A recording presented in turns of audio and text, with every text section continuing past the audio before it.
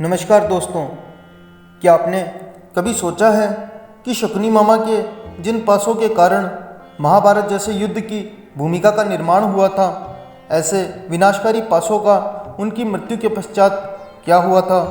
आपका स्वागत है हमारे चैनल द स्पिरिचुअल टेल्स पर।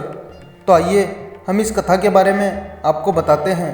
दोस्तों, जब महाभारत का युद्ध समाप्त हुआ उस समय कौरव पक्ष के सभी योद्धा मारे जा चुके थे। उनमें से शकुनी मामा भी एक थे।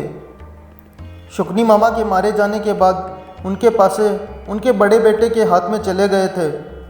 जब गंधारी को यह बात पता चली तो उन्होंने अपने भतीजे अर्थात शकुनी के पुत्र को इन पासों की विनाशकारी क्षमता से अवगत करवाया।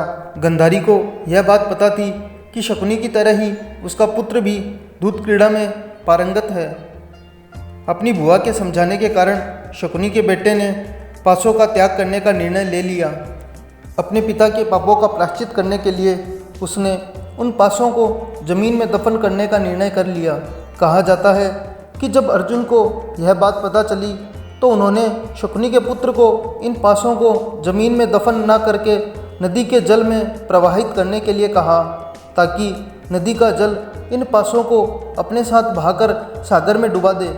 सागर की अथाह गहराई में डूबने के पश्चात ये पासे कभी किसी के हाथ लगने की कोई संभावना ही नहीं रहेगी।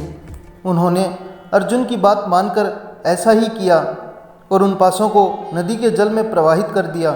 आशा करते हैं आपको ये जानकारी पसंद आई होगी। तो इस वीडियो को लाइक और शेयर करना ना भूलिएगा और हमारे चैनल को भी सब्सक्राइब कीजिएगा।